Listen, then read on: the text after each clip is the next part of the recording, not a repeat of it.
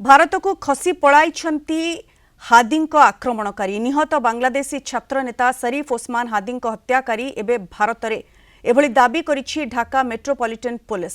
शरीफ ओस्मान हादी हत्याकांडर दुई प्रमुख अभियुक्त मेघालय सहित संयुक्त मयमनसिंह जिल्लार हालुआघाट सीमा दे भारत पड़ाई जाइछन्ति।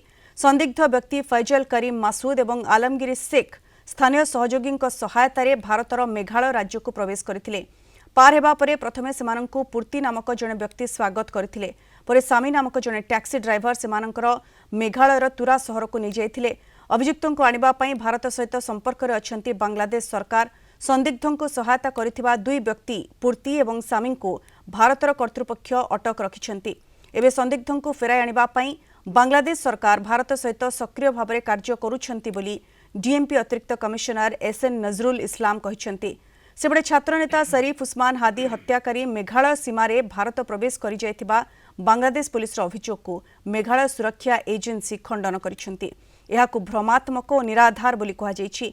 मेघालय रे वीएसएफ मुख्य ओपी उपाध्याय गणमाध्यम साक्षात्कार हलुआघाट सेक्टर रे कोनोसी व्यक्ति अंतर्जातीय सीमा अतिक्रम करी मेघालय रे प्रवेश करिथिबार कोनोसी प्रमाण नथिबा कहिछंती।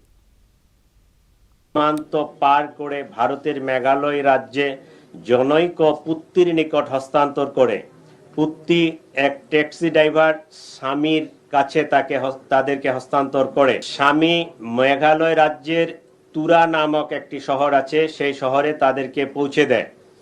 আমরা ইনফরমাল চ্যানেলে মেঘালয় পুলিশের সাথে যোগাযোগ করে যেটি জানতে পেরেছি, তারা ইতোমধ্যে পুত্তি ও স্বামীকে গ্রেফতার করেছে।